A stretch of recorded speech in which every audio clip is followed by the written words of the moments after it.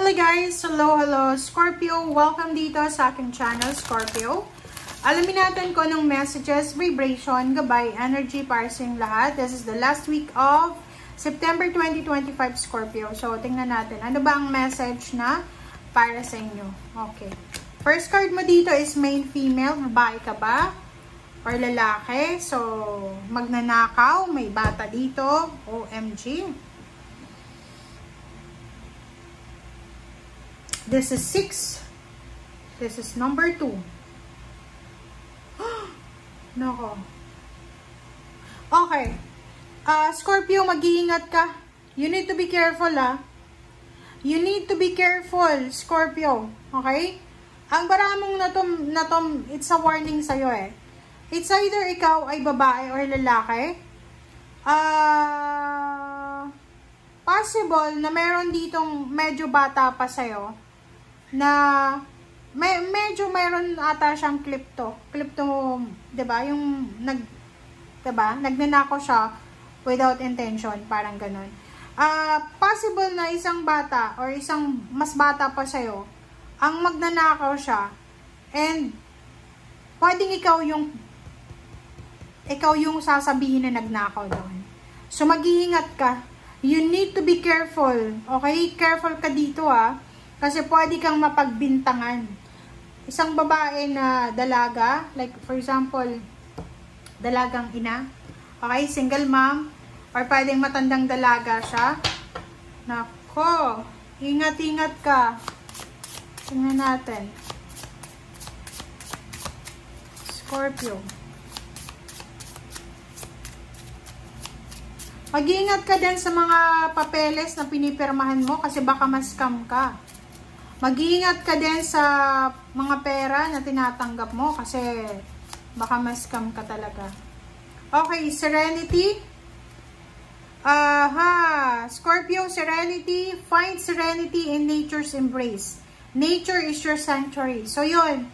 Meron ditong Scorpio na medyo nakakaramdam na ng toxicity. Maybe you're an OFW, nakatira ka sa city, na parang suffocated ka na ba? Yung parang hindi ka makalabas-labas ng bahay. Pwedeng ang trabaho mo sa loob ng bahay. Pwedeng nasa Middle East ka. Nasa loob ka lang ng bahay, nagtatrabaho. Parang stagnant diba? Parang feeling mo stagnant. Yung pakiramdam mo na tahimik naman yung buhay mo kasi hindi ka makalabas-labas, hindi mo nakikita yung ingay ng mundo. Pero yung katahimikan na nararanasan mo sa ngayon ay nasusuffocate ka. Okay? So, hanapin mo daw yung katahimikan na hinahanap mo sa nature. Kailangan mo ng balance ngayon ngayong linggong ito, parang nakakaramdam ka ng medyo toxicity Negative Parang feeling mo, nai-stress ka. Maybe, meron kang hormonal imbalance. Or maybe stressful yung ginagawa natin. Okay? So, resonated siya sa bawat isa, guys. If kailangan mo magbakasyon ka. If kailangan mong hanapin, like pumunta sa dagat, pumunta sa gubat, or kung ano pa man. Kasi dito sinasabi, find serenity in nature's embrace. Okay? Nature is your sanctuary. Yung nature daw ay iyong katahimikan, ay yung kalinga. And harmony with nature is the key. So, yung katahimikan kasama yung nature, yun yung magiging parang susi para makuha mo kung ano yung tranquility, kung ano yung serenity na hinahanap mo. So, connect with the elements for balance and wisdom. So, kailangan mo ng balance, guys. Alright? So, yun. Nakakaloka ka? Nasaan ka ba? Please comment down below kasi parang feeling ko dito, tahimik yung lugar mo, pero ayaw mo ng tahimik na yan Gusto mo ng yung normal na tahimik. Alright, so let's check here. Scorpio.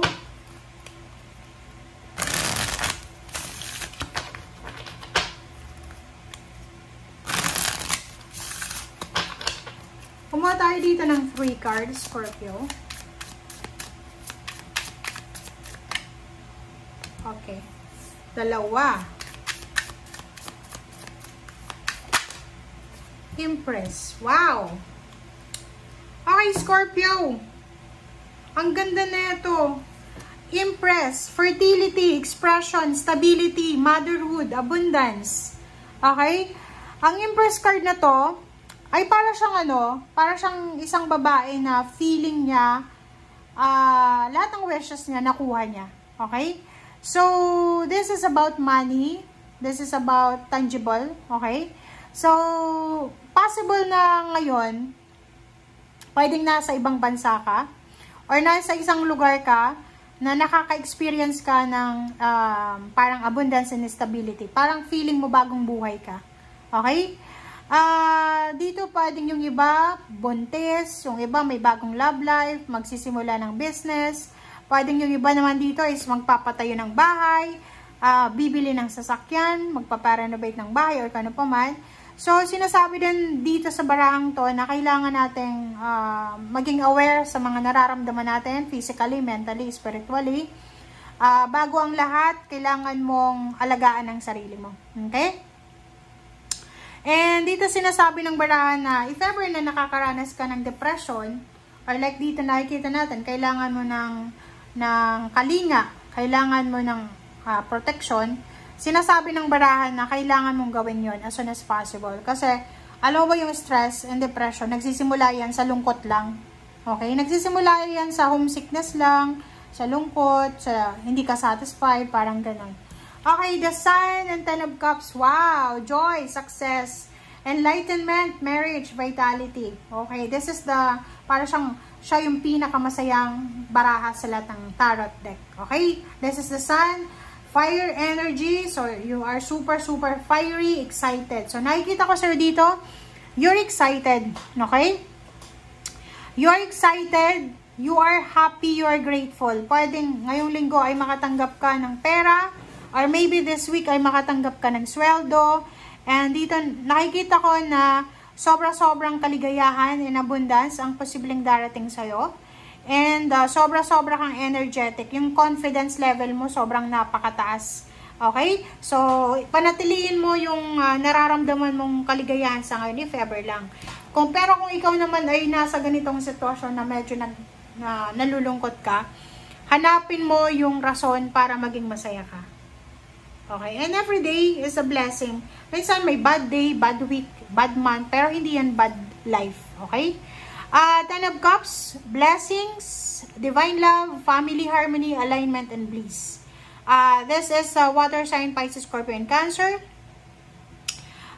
Nakikita ko sir dito na posibleng ikaw ay marami kang pangarap para sa iyong pamilya. Kumbaga gusto mong ibigay lahat ng pangangailangan ng pamilya, kung may anak ka, magulang, kapatid, or kung sino man siya. Okay? So, sinasabi ng barahan na sa linggong ito, marami kang ma-appreciate. Kumbaga, ma-appreciate mo kung ano yung meron ka sa ngayon kaysa dati. Halimbawa, marami kang pera sa ngayon, may relationship ka sa ngayon, maayos yung relasyon mo, maayos yung pamilya mo, ibig sabihin, marirealize mo na yung panahon ngayon or nangyayari sa'yo sa ngayon ay taliwas sa nangyari sa'yo sa past. Okay? So, dito sinasabi ng barahan na i-enjoy, okay? Parang same with the Pisces na i-enjoy nyo. Ikaw, Scorpio, pareho kayo ng Pisces na sinasabi na kailangan mong i-enjoy. Sit back and enjoy the fruits of your labor. Parang ganun, okay? And next dito, sinasabi ng barahan na huwag tayong masyadong mag-expect para maging successful ka. Huwag tayong sobrang mag-expect. Just go with the flow, be present, and truly be thankful sa lahat ng blessings, okay? And isipin mo na nasa tamang direction ka, okay? So, lahat ng Scorpio ay possible na makaresonate dito, lalo na kung meron kayong mga issues emotionally. Alright, so let's check. This is the last deck.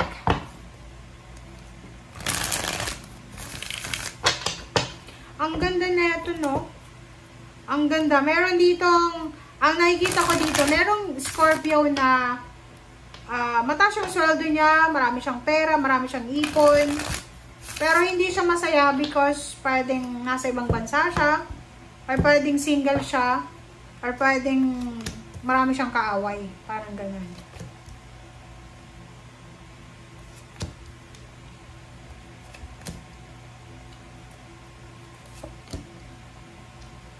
Okay.